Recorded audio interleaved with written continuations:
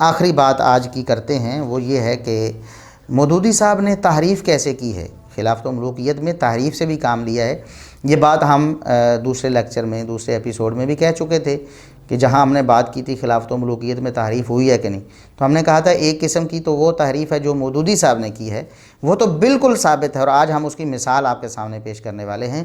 کتنی بڑی خیانت اور تحریف ہے، اور ہم اس کے باوجود بھی مولانا مودودی صاحب کو مولانا بھی کہتے ہیں اور صاحب بھی کہتے ہیں۔ ہم کسی کی نیت پر حملہ نہیں کرتے، شاید انہوں نے اچھی نیت سے ہی اتنا بڑا جو ہے نا وہ جرم سرزد ان سے ہو گیا ہوگا، اچھی نیت سے کر دیا ہوگا۔ ہم کہتے ہیں کہ مودودی صاحب نے صفحہ نمبر 98 اور 99 پہ، یعنی 98 اور 99 پہ یہ بات لکھی ہے، حضرت عمر کو اپنے آخر زمانے میں اس بات کا خطرہ محسوس ہوا کہ کہیں ان کے بعد عرب کی قبائلی عصبیتیں جو اسلامی تحریک کے زبردست انقلابی اثر کے باوجود ابھی بالکل ختم نہیں ہو گئی تھیں، پھر نہ جاگ اٹھیں اور ان کے نتیجے میں اسلام کے اندر فتنے برپا ہوں۔ چنانچہ ایک مرتبہ اپنے امکانی جانشینوں کے متعلق گفتگو کرتے ہوئے انہوں نے حضرت عبداللہ بن عباس سے حضرت عثمان کے متعلق کہا۔ اب دیکھیں، کہہ رہے ہیں کہ سیدنا عثمان رضی اللہ عنہ کے بارے میں سیدنا عمر کو پہلے ہی پتہ تھا کہ یہ اپنے رشتہ داروں کو نوازیں گے اور امت کو برباد کریں گے، نعوذ باللہ ثم نعوذ باللہ۔ الفاظ سنیں اس روایت کے، یہ جو ضعیف اور مردود روایت، ہم آگے بتاتے بھی ہیں کہ یہ روایت ضعیف اور مردود ہے محدثین کے اصولوں کے مطابق، لیکن مودودی صاحب کے اصولوں کے مطابق چونکہ تاریخ میں آ گئی ہے اور انہیں اچھی لگی ہے، یہ ان کا قاعدہ ہے، یہ ضابطہ ہے، پسند اور ناپسند ذاتی یہ فیصلہ کرے گی کون سی روایت لینی اور کون سی نہیں لینی۔ اور صرف یہی نہیں بلکہ خیانت اور تحریف دیکھیں کہ آدھی روایت لینی ہے اور آدھی نہیں لینی، آدھی اپنے مطلب میں ہے، صحابہ کے خلاف ہے، عثمان رضی اللہ عنہ کے خلاف، تو وہ لے لینی ہے، آدھی جو ہے دوسرے صحابہ کے خلاف ہے، سیدنا علی رضی اللہ عنہ کے خلاف اور دیگر صحابہ کے خلاف، تو اس کو بڑی خاموشی سے ہضم کر جانا ہے اور اس کو لکھنا بھی نہیں اور ذکر تک نہیں کرنا، اور روایت سے دلیل بھی لے رہے۔ وہی روایت ہے، ہم الفاظ سناتے ہیں، کہتے ہیں کہ چنانچہ ایک مرتبہ سیدنا عمر رضی اللہ عنہ نے اپنے امکانی جانشینوں کے متعلق گفتگو کرتے ہوئے حضرت عبداللہ بن عباس سے حضرت عثمان کے متعلق کہا کہ اگر میں ان کو اپنا جانشین تجویز کروں تو وہ بنی ابی معیط یعنی بنی امیہ کو لوگوں کی گردنوں پر مسلط کر دیں گے۔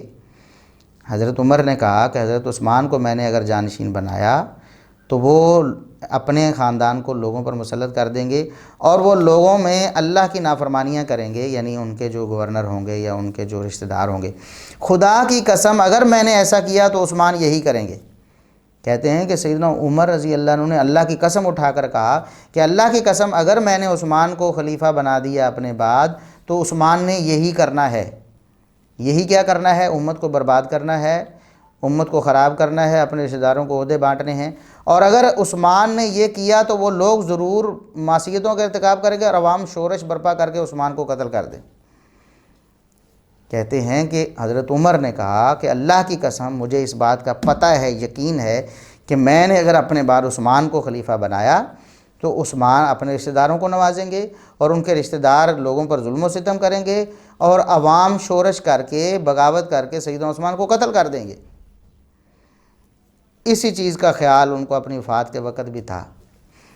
اب دیکھیں یہ روایت مودودی صاحب نے پیش کی ہے۔ سب سے پہلے تو ہم یہ بتاتے ہیں کہ یہ ضعیف اور مردود روایت ہے محدثین کے اصولوں کے مطابق، حدیث کے اصولوں کے مطابق، اور ہم مودودی صاحب کے معتقدین سے پھر دست بستہ عرض کریں گے کہ یہ جو مودودی صاحب نے بنا دیا نا اصول اور آپ کو دے دیا کہ تاریخ میں اور اصول ہوتے ہیں جی، حدیث میں اور ہوتے ہیں، تو ہم پوچھتے ہیں تاریخ کے اصول کون سے ہیں؟ حدیث کے اصول تو لکھے ہوئے ہیں نا، تاریخ کے اصول کہاں ہیں؟ اور مودودی صاحب نے کیوں بیان نہیں کیے؟ کیا وجہ تھی؟ وجہ یہی تھی کہ وہ جو اصول تھے وہ ان کی ذاتی پسند اور ناپسند یہی اصول تھے، ان کے نزدیک یہی اصول ٹھہرے تھے، ورنہ وہ بتاتے کہ کیا اصول تھے۔ اب محدثین کے اصول کے مطابق تو یہ روایت غیر ثابت اور ضعیف اور مردود ہے، کیونکہ محمد بن اسحاق مدلس ہیں اور اس روایت کو ان سے بیان کر رہے ہیں۔ اندازہ کریں کہ روایت ضعیف کیوں ہوگی، ناقابل اعتبار کیوں ہو گئی۔ ہم آگے بتاتے ہیں کہ یہ خود مودودی صاحب کے نزدیک بھی قابل اعتبار نہیں ہے مکمل روایت، اور مودودی صاحب کے پیروکاروں کے نزدیک بھی یہ مکمل طور پر قابل اعتبار نہیں ہے۔ کیوں؟ وجہ کیا ہے؟ محمد بن اسحاق مدلس ہیں اور اس روایت کو ان سے بیان کر رہے ہیں، اسی طرح امام زہری بھی مدلس ہیں اور روایت کو ان سے بیان کر رہے ہیں۔ اب دیکھیں کہ ایک راوی کا مدلس ہونا اور سماع کی تصریح نہ کرنا باوجود ثقہ ہونے کے، یہ روایت میں اتنی خرابی پیدا کرتا ہے کہ یہ روایت جھوٹ تک چلی گئی، کیونکہ مدلس نے ان سے بیان کیا ہے اور اس کی عادت یہ ہوتی ہے کہ وہ اپنے استاذ کو درمیان سے گرا دیتا ہے۔ اب وہ استاذ جس سے روایت سن رہا ہے وہ جھوٹا بھی ہو سکتا ہے تو روایت جھوٹی، وہ منکر الحدیث بھی ہو سکتا ہے تو روایت منکر، وہ ضعیف بھی ہو سکتا ہے تو روایت ضعیف۔ اگر یہ چھوٹا سا جو بظاہر چھوٹا سا عیب نظر آتا ہے کہ مدلس ثقہ ہے لیکن ان سے روایت کر رہا ہے، یہ اتنی بڑی خرابی برپا کر سکتا ہے، تو جو راوی مودودی صاحب نے ذکر کیے ہیں کہ محمد بن عمر واقدی ہے، ابو مخنف لوط بن یحییٰ ہے، ہشام الکلبی ہے، اسی طرح دیگر جو جھوٹے راوی جن کو کذاب اور وضاع تک کہا گیا ہے، ان کی روایتیں کیا ظلم ڈھاتی ہوں گی؟ ہم یہ سوال کرتے ہیں۔ اچھا، یہ روایت تو ہوئی ضعیف، لیکن مودودی صاحب نے کمال مہارت کا مظاہرہ کرتے ہوئے یہ الفاظ درمیان سے پک کر لیے، پک اینڈ چوز سے کام لیا اور باقی روایت کو ہضم کر لیا، چھوڑ دیا۔ اب اسے ہی کہتے ہیں کہ میٹھا میٹھا ہپ ہپ اور کڑوا کڑوا تھو تھو۔ ہم کہتے ہیں یہ صریح خیانت ہے اور صریح تحریف ہے۔ اب پوری روایت ہم آپ کو پڑھ کے سناتے ہیں۔ یہ روایت مودودی صاحب نے الاستیعاب فی معرفت الاصحاب امام ابن عبد البر کی کتاب سے نقل کی۔ اب امام ابن عبد البر کی کتاب سے مکمل روایت آپ کے سامنے ہم پیش کر رہے ہیں۔ عبداللہ بن عباس رضی اللہ عنہما بیان کرتے ہیں، یہ الاستیعاب فی معرفت الاصحاب کا جلد 3 صفحہ 1119 ہے، یعنی 1119 نمبر صفحہ ہے، پیج ہے، اور والیوم نمبر 3 ہے۔ عبداللہ بن عباس کہتے ہیں کہ میں سیدنا عمر رضی اللہ عنہ کے ساتھ ایک دن چل رہا تھا تو انہوں نے بڑا گہرا سانس لیا، میں نے سمجھا کہ ان کی کوئی پسلی ٹوٹ گئی ہو گیا، یعنی اتنی تکلیف میں آپ رضی اللہ عنہ تھے۔ میں نے کہا کہ سبحان اللہ، یہ تو جس طرح آپ نے سانس لیا ہے کوئی بڑی خطرناک بات ہے یا سوچ ہے جس کی وجہ سے آپ نے ایسا کیا ہے۔ تو انہوں نے کہا کہ ابن عباس ما ادری ما اصنع بامت محمد صلی اللہ علیہ وسلم، مجھے نہیں معلوم میں نبی پاک صلی اللہ علیہ وسلم کی امت کے ساتھ کیا کروں، مجھے اپنے بعد اندھیرا ہی اندھیرا نظر آ رہا ہے، میں کیا کروں امت کا، اپنے بعد کیا چھوڑ کے جاؤں۔ تو عبداللہ بن عباس نے کہا کہ کیوں آپ ایسی بات کیوں کر رہے ہیں، ایسا تو نہیں ہے، آپ کسی معتمد شخص پر جو قابل اعتماد ہے اس کو نامزد کر کے چلے جائیں، اپنے بعد یہ بتا کر چلے گئے کہ میرے بعد یہ ہوں گے، قابل اعتماد لوگ ہیں نہیں۔ اچھا، اور آپ ایسا کر بھی سکتے ہیں۔ تو انہوں نے کہا کہ مجھے لگتا ہے، عبداللہ بن عباس، مجھے لگتا ہے کہ تو اپنے ساتھی یعنی علی کا نام لے گا اور کہے گا کہ وہ سب سے زیادہ بڑھ کر ہیں اس خلافت میں، میرے بعد وہ حقدار بنتے ہیں۔ تو میں نے کہا ہاں میں تو یہی کہتا ہوں کہ علی رضی اللہ عنہ آپ کے بعد اچھا انتخاب ہے، تو آپ کیوں پریشان ہیں، سنبھال لیں گے سارا معاملہ۔ تو اور میں یہ بات، عبداللہ بن عباس کہتے ہیں کہ میں یہ جو تائید کر رہا ہوں کہ علی رضی اللہ عنہ کے حوالے سے، میں یہ بات اس لیے کہہ رہا ہوں کہ دین میں انہوں نے سبقت یعنی السابقون الاولون میں شامل تھے، اسی طرح علم میں بہت بڑھ کر ہیں، اور نبی کریم صلی اللہ علیہ وسلم کی رشتہ داری ہے، آپ صلی اللہ علیہ وسلم کے داماد بھی ہیں، اتنی ساری چیزیں ہیں، تو میں صحیح کہہ رہا ہوں نا۔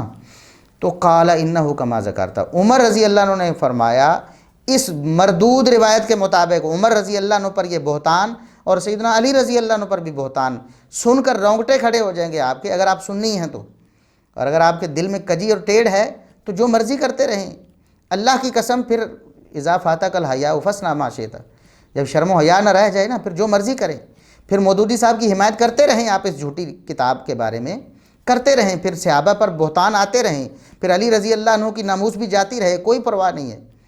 میں معذرت کے ساتھ کہ مجھے جذبات قابو میں نہیں آ رہے، میں اللہ کی قسم نہ تو سیدنا عثمان رضی اللہ عنہ کے بارے میں، نہ ابو بکر و عمر کے بارے میں، نہ سیدنا علی رضی اللہ عنہ کے بارے میں قطعاً ایسی بات میں سوچ بھی نہیں سکتا، برداشت کرنا تو دور کی بات ہے۔ ہم ابو بکر و عمر و عثمان و علی رضی اللہ عنہ کے بارے میں بالکل ایک ہی پیمانہ رکھتے ہیں۔ اب بات سیدنا علی رضی اللہ عنہ کی ناموس کی آئے گی تو کیا ہم خاموش رہ جائیں گے؟ اب دیکھیں سیدنا عمر رضی اللہ عنہ کا قول جو اس جھوٹی روایت میں ہے، اس روایت میں کیا ہے کہ عبداللہ بن عباس تم جو کہہ رہے ہو صحیح کہہ رہے ہو، علی کے یہ سارے فضائل اپنی جگہ ہیں، وَلَٰكِنَّهُ كَثِيرُ الدُّعَابَةِ، لیکن ان کے اندر مسخرہ پن بہت زیادہ ہے، مذاقیے ہیں بہت زیادہ، ہر بات کو مذاق میں لیتے ہیں، تو میں اپنے بعد ایسے شخص کو کیوں بنا کر جاؤں امت کا والی؟ نعوذ باللہ ثم نعوذ باللہ۔ اب یہ الدعابہ کا لفظ ہے، بعض مترجمین نے اس کا معنی ظرافت کر دیا ہے، پھر بھی یہ ظرافت قابل عیب تھی نا، تب ہی تو عمر رضی اللہ عنہ کہہ رہے ہیں کہ اتنی ساری خوبیوں کے باوجود یہ عیب ہے جس کی وجہ سے میں علی کو اپنے بعد نہیں منتخب کرنا چاہتا۔ اور بعض نے اس کا معنی مسخرہ پن اور مذاقیہ کیا ہے۔ تو بہرحال یہ سیدنا علی رضی اللہ عنہ کی ذات میں عیب تھا جس کو سیدنا عمر کی طرف منسوب کیا گیا کہ انہوں نے کہا میں اپنے بعد ایسے شخص کو امت کا والی نہیں بنا سکتا جو مسخرہ پن اور مذاقیہ ہو، جس کے اندر یہ ظرافت اتنی زیادہ ہو کہ وہ خرابی کا سبب بن جائے۔ نعوذ باللہ ثم نعوذ باللہ۔ مجھے بتائیں کہ کیا کوئی سنی مسلمان، کیا خود مودودی صاحب یہ الفاظ نقل کر سکتے تھے؟ نہیں کر سکتے تھے نا۔ انہیں پتہ تھا کہ نہ تو میں ان الفاظ سے اتفاق کرتا ہوں، اور امت جب ان الفاظ کو پڑھے گی تو تھو کرے گی میرے اوپر، لیکن انہوں نے یہ الفاظ حذف کر کے سیدنا عثمان رضی اللہ عنہ کے بارے میں الفاظ لکھ دیے۔ اب آگے وہ الفاظ ہیں جو مودودی صاحب نے نقل کر دیے ہیں، وہ الفاظ ہیں کہ میں نے کہا، عبداللہ بن عباس نے کہا پھر تو عثمان ہوں گے نا، چلو علی رضی اللہ عنہ آپ کے نزدیک نہیں اس لائق کہ آپ کے بعد خلیفہ بنے تو پھر عثمان ہوں گے۔ تو انہوں نے کہا کہ اللہ کی قسم اگر میں عثمان کو خلیفہ بنا دوں تو اپنے رشتہ داروں کو لوگوں کے کندھوں پر سوار کر دیں گے، یعنی عہدے دے دیں گے، اور وہ اللہ کی نافرمانی کریں گے عہدے دار لوگ۔ اگر میں نے ایسے کر دیا تو اللہ کی قسم عثمان بھی، یعنی میں نے اگر عثمان کو خلیفہ بنا دیا تو اللہ کی قسم عثمان اپنے رشتہ داروں کو نوازیں گے، اور اگر انہوں نے ایسا کیا تو لوگ ان کے اوپر شورش کر کے ان کو قتل کر دیں گے۔ یہ وہ الفاظ تھے جو مودودی صاحب نے یہاں سے پک کر لیے ہیں اور باقی ساری روایت کو چھوڑ دیا ہے۔ کہاں ہیں مودودی صاحب کے مقلدین؟ کہاں ہیں جو ان کی ہر وقت بے جا حمایت کرتے رہتے ہیں؟ کہاں ہیں انجینئر مرزا صاحب؟ اور کہاں ہیں وہ اسحاق جالوی صاحب جو کہتے تھے مودودی صاحب نے ساری خلافت و ملوکیت میں بالکل ٹھیک رکھا ہے، اور میں نے ان کی جو روایات تھیں ان کو بخاری مسلم کے نمبر لگا دیے ہیں کہ یہ ساری باتیں تو بخاری مسلم میں بھی ہیں۔ ہم پوچھتے ہیں کہاں ہیں؟ کہاں ہیں آپ لوگ؟ کیوں آپ کی غیرت جاگتی نہیں ہے؟ سامنے آئے نا، جواب دیں مودودی صاحب کی اس حرکت کا کہ انہوں نے یہ حرکت کیوں کی امت کے ساتھ، جس کو وہ خود جھوٹ سمجھتے ہیں اور قابل اعتماد نہیں سمجھتے، اسی میں سے سیدنا عثمان کے خلاف نکال کر پیش کر رہے ہیں۔ یہ دیانت ہے نا۔ آپ پوچھتے ہیں کہ مولانا مودودی صاحب کا قصور کیا ہے؟ یہی ہم بتاتے ہیں نا، یہ قصور ہے مولانا مودودی صاحب کا، اپنے فائدے میں جو آنے والی بات ہے وہ لے لی، دوسری چھوڑ دی۔ ایک ہی روایت ہے، اس میں سیدنا علی کے خلاف آتا ہے تو چھوڑ دیتے ہیں، ہضم کر جاتے ہیں، سیدنا عثمان کے خلاف آتا ہے تو اتنا ٹکڑا لے لیتے ہیں۔ اب بتائیں، اس میں تو سیدنا عثمان رضی اللہ عنہ کی ناموس تو گئی، سیدنا علی رضی اللہ عنہ کی ناموس بھی گئی۔ اور آگے سنیں، افسوس کی بات یہ ہے سیدنا عمر کی بھی ناموس سلامت نہیں رہتی اس روایت کو ماننے کے بعد۔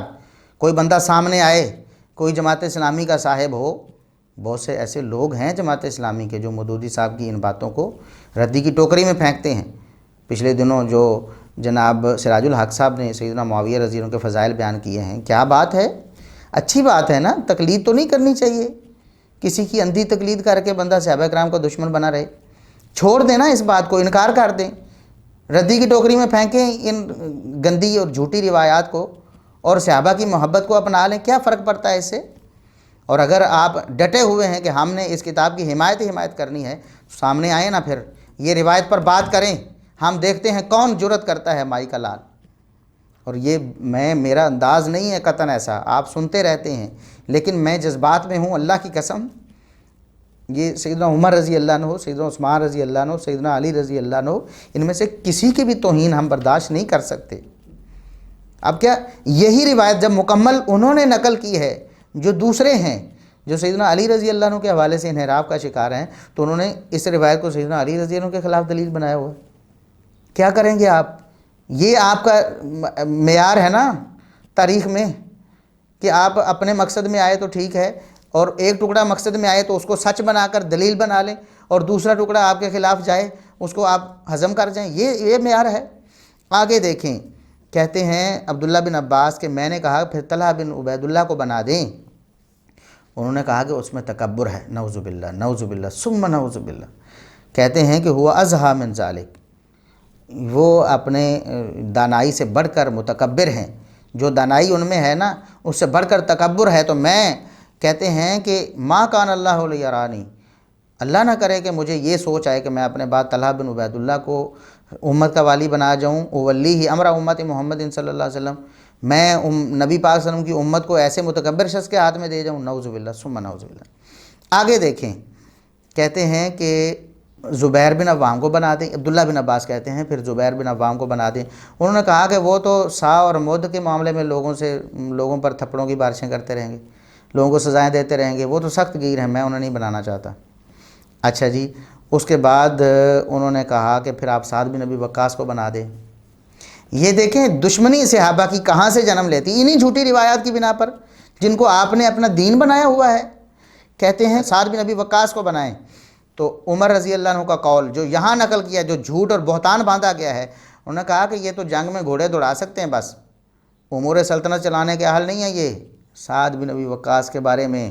اور اس سے آگے انہوں نے کہا عبد الرحمن بن عوف کو بنا دیں۔ انہوں نے کہا کہ ہاں بندہ تو اچھا ہے لیکن امور سلطنت نہیں چلا سکتا، یہ اس کے بس کا کام نہیں ہے۔ واللہ ابن عباس، اللہ کی قسم، جن 6 کا آپ نے ذکر کر دیا ہے نا، ان میں سے کوئی بھی اس میرے بعد اس سلطنت کا اہل نہیں ہو، اس عہدے کا اہل نہیں ہو سکتا۔ اس عہدے کا اہل تو کون ہوگا؟ جو مضبوط ہو لیکن اس میں سختی نہ ہو، جو بڑا نرم ہو لیکن اس کے اندر کمزوری نہ ہو، اور جو بڑا سخی ہو لیکن اس کے اندر اسراف نہ ہو، اور جو معاملے کو سنبھالنے والا ہو لیکن بخیل نہ ہو۔ تو عبداللہ بن عباس کا قول یہاں ہے، کانا عمر واللہ کذالک، کہتے اللہ کی قسم ایسے تو صرف عمر ہی تھے، یعنی ان کے بعد پھر ایسا کوئی نہیں تھا۔ یعنی سیدنا علی رضی اللہ عنہ بھی گئے، سیدنا عثمان رضی اللہ عنہ بھی گئے، سیدنا عبد الرحمن بن عوف بھی گئے، سعد بن ابی وقاص بھی گئے، طلحہ زبیر بھی گئے۔ اب یہ 6 وہی لوگ ہیں، یہی 6 وہی لوگ ہیں، ساری امت مانتی ہے اور صحیح احادیث میں بھی ہے کہ سیدنا عمر رضی اللہ عنہ نے اپنے بعد انہی 6 کے بارے میں کہا تھا کہ یہ 6 میں مقرر کر کے جا رہا ہوں، یہ آپس میں کسی ایک کو خلیفہ بنا لیں گے۔ جب عمر رضی اللہ عنہ کو یہ پتہ ہے کہ ان 6 میں کوئی بھی ان کے بعد خلافت کا اہل نہیں ہے، اس روایت کے مطابق، اس جھوٹی داستان کے مطابق، تو پھر کیا سیدنا عمر رضی اللہ عنہ پر یہ بہتان نہیں ہے؟ ایک تو سیدنا عثمان، سیدنا علی کی گستاخی، سیدنا طلحہ و زبیر کی گستاخی، سیدنا عبد الرحمن بن عوف اور سیدنا سعد بن ابی وقاص کی گستاخی کا بہتان سیدنا عمر رضی اللہ عنہ پر لگ رہا ہے کہ ان کے بارے میں ایسی بات کہہ رہے ہیں جو حقیقت میں نہیں تھی۔ کون ہے مسلمان مائی کا لال، کھڑا ہو نا، سنی ہو، غیرت تو اس کے اندر، اور کہے کہ واقعی سیدنا عمر رضی اللہ عنہ پر جو بہتان لگایا جا رہا ہے صحابہ کرام کے بارے میں، یہ صحابہ واقعی ایسے تھے۔ سیدنا عثمان رضی اللہ عنہ کے بارے میں تو آپ نے مان لیا نا یہ ٹکڑا، باقی کو کیا مانو گے نہیں مانو گے؟ یہ سیدنا عمر رضی اللہ عنہ پر بہتان ہے، اور سیدنا عمر رضی اللہ عنہ کی عدالت پر بھی تان ہے کہ انہیں پتہ چل گیا تھا کہ ان 6 میں سے کوئی بھی ایسا نہیں جو نبی پاک صلی اللہ علیہ وسلم کی امت کو سنبھال سکے۔ وہ کہہ رہے ہیں ایک بندے کے بارے میں کہ میں اگر اس کو امت نبی پاک صلی اللہ علیہ وسلم کی امت کا والی بنا جاؤں تو یہ تو بربادی کر دیں گے۔ اب مجھے بتائیں مودودی صاحب کے کہاں ہیں فالورز، کہاں ہیں پیروکار، کہاں ہیں انجینئر صاحب، کہاں ہیں؟ آئیں نا سامنے، مودودی صاحب کا دفاع کریں نا، پتہ چلے کہ واقعی یہ کیا کتاب ہے جس کے اندر کیا خرافات لکھی ہوئی ہیں، صحابہ کرام کی توہین ہی توہین ہے، سیدنا عمر رضی اللہ عنہ کو بھی معاف نہیں کیا۔ اور دوسری روایت میں الفاظ یہ ہیں، آگے اسی روایت کے آگے یہ بھی لکھا ہوا ہے، اسی الاستیاب میں ہم آپ سے پھر ہاتھ جوڑ کر یہ آپ سے درخواست کرتے ہیں، اللہ کے لیے اپنے ایمان کو بچائیں۔ مودودی صاحب آپ کے کام نہیں آئیں گے قیامت کے دن، ان کی نیت جو بھی ہے، ان کے عمل جو بھی ہیں، اللہ کے پاس چلے گئے ہیں۔ آپ کو حق بات کا پتہ چل گیا، کیا منہ دکھائیں گے قیامت کے دن محمد صلی اللہ علیہ وسلم کو؟ حوض کوثر پر کیا منہ لے کر جائیں گے؟ ان صحابہ کا سامنا کیسے کریں گے آپ لوگ؟ کیسے کریں گے جن کے بارے میں جھوٹی روایتیں آپ قبول کر رہے ہیں؟ اچھا، اگلی روایت میں عبد الرحمن بن عوف کے بارے میں کہا گیا نا، تو سیدنا عمر رضی اللہ عنہ کی طرف یہ گپ منسوب ہے کہ انہوں نے کہا کہ اگر میں اس کو بنا دوں نا عبد الرحمن بن عوف کو، تو یہ اپنی مہر جو ہے، اپنی انگوٹھی جو ہے وہ اپنی بیوی کے ہاتھ میں ڈال دے گا، اپنی بیوی کی انگلی میں ڈال دے گا۔